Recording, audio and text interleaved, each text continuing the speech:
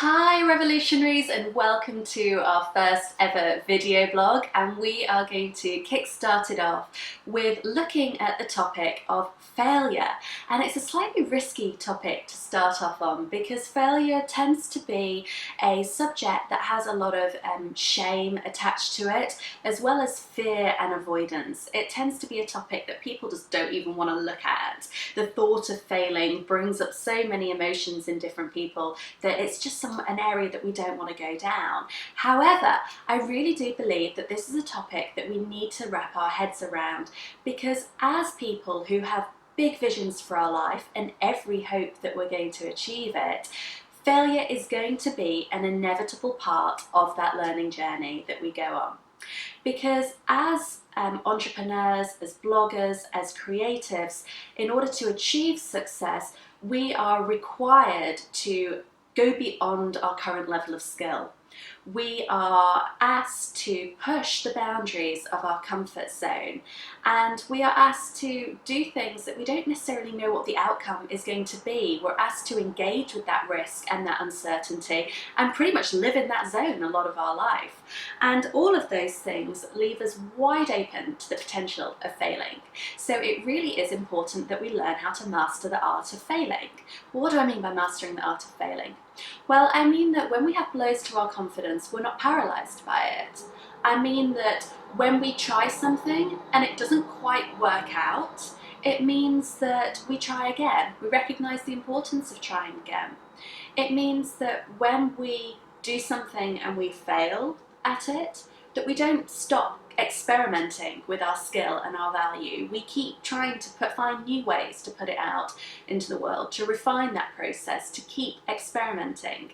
So that's what I mean by mastering the art of failing, and I really do think it is an essential, non-negotiable skill for anyone who is trying to learn how to put their value out into the world. It's non-negotiable because if the first time that we experience failure, we just stop, what do you think we're going to achieve? What do you think we're going to accomplish? We need to learn how to go through these failures and do it well. So I've got 4 top tips on how to master the art of failure. And the first one starts with focusing on, before you actually do something, fear. Feel the fear and do it anyway. We've all heard that saying so many times. And in some ways, it's a super easy concept to wrap our head around. Doesn't take a tremendous amount of explanation behind it. Feel the fear and do it anyway. But actually, although it's easy to understand, applying it in our own lives can be somewhat more difficult. Because let's be honest, if we are going to put our value out into the world, then that could come with people laughing at us, it could come with people judging us, people critiquing our message that we're putting out there. It can also come with people rejecting us, people just saying thanks but no thanks. You're not worthy of my ear, you're not worthy of my time, no, I'm not having it. And all of those things are things that we are wired to avoid. Neurobiologically, we are wired to avoid them. And the second we sense that we might potentially have them, our biological systems, our brains release cortisol, which is a stress hormone, into our system and acts as a warning sign to avoid them all. So actually what you're feeling when you're about to step into something is perfectly normal and is a sign that your brain and your body and you're working fine. It's a good sign, it's a thing to be celebrated. However, in today's life, in today's society, it's not very helpful having those things, particularly when we're trying to push new ventures and experiment with our skill. It tends to be quite disabling for us. But if you look at any successful person, if you read their autobiographies, they have somehow managed to find the resources within them to push on regardless. And they're not doing it because they're superhuman and don't feel this fear like any of us lot do. They're doing it in spite of this fear. They are daring to put their value out into the world in spite of this fear. And that's what Hello Revolutionary is all about. It's about encouraging women to dare to put their value out into the world. Hence our hashtag, Women Who Dare. And actually, if we are going to be women who dare and dare to put our value out into the world, this topic of feeling the fear and doing it anyway is something that we must learn how to deal with. And I want to challenge you today that from now on, when we feel a fear about an adventure that we're about to go on with our creativity, or a new business that we've got brewing inside us, that we feel the fear and do it anyway. And actually that fear becomes almost like a traffic light system. So that in front of us, if we have loads of different options and we feel fear about one of them, see that traffic light system as almost like a green light, as that's the adventurous road. That's the road with the most amount of learning. Because quite often the other areas that we don't feel fear, it's because it's within our comfort zone. And actually, comfort zones are lovely for a time, and we all need times to recoup where we just sit in our comfort zone. But if we're going to be pushing the boundaries, that's not going to happen within our comfort zone. If we're going to create something new, that's not going to happen in our comfort zone. All of the genius, all of the magic always occurs in the stretch zone, and that's where we want to be operating from. Because the comfort zone, those routes, yes, you can do them, but you can do them in your sleep. You know, it's in the roads that hold the fear, sorry, central London, it's in the roads that we feel the fear, which is where the journey is, where the magic is, where the potential for real learning is. And that's the areas that we really want to be pushing down, because that's where the magic lies. So see the fear as a green traffic light, an area that's worth exploring. But if we do go down these areas, these roads less travelled, these areas that are pushing us a little bit, we are going to encounter some failure along the way. And it's important that we don't see failure and success on two different roads. Actually, success and failure are on the same road. It's just that success is a little bit further down that road than failure is. Because before we know how to do something, we always don't know how to do it. So it's always a journey. They're on the same road. It's just that success is a little bit further down the road. And sometimes you have to go through multiple failures until you achieve success. But what happens when we do fail? So this is my second top tip.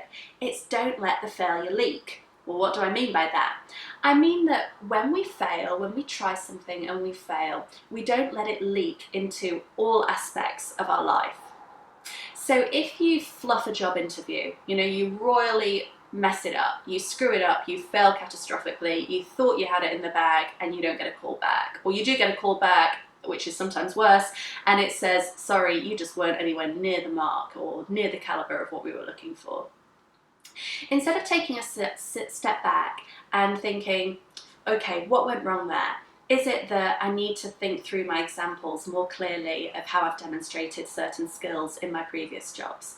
Is it that I need to work on my nerves before job interviews? Is it that I need to have done better research on the company? That would be a good way to look at failure. Leaky failure, however, is, oh well, I've never been a great communicator.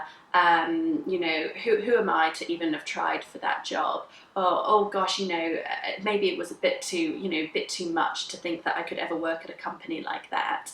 I failed, therefore I am a failure. No, that is leaky failure. You have let your failure leak into your essential being. All of a sudden you failed, now therefore you are a failure. And actually that's not true. So restrict the failure, put boundaries around it, restrict the failure to that try, that attempt, that iteration, that experiment with your skill, and contain it to that particular failure.